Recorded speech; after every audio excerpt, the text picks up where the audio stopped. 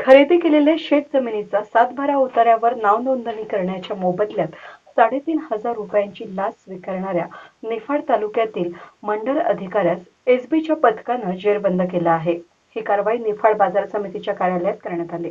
रमेश निंबा बच्चाव असे लाचखोर मंडल अधिकाऱ्याचं नाव असून तक्रारदार यांनी लासलगावच्या अंतर्गत येणाऱ्या शिवारात शेतजमीन खरेदी केली.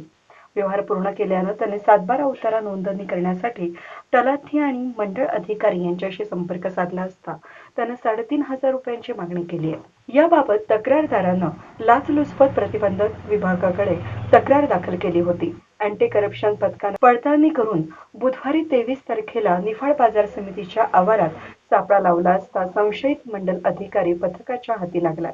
कृषी उत्पन्न बाजार समितीच्या कार्यालयात त्यानं पंचांसमक्ष तक्रारदार यांच्याकडे रकमेची मागणी करून विचारलं असता त्यास बेड्या ठोकण्यात आल्या.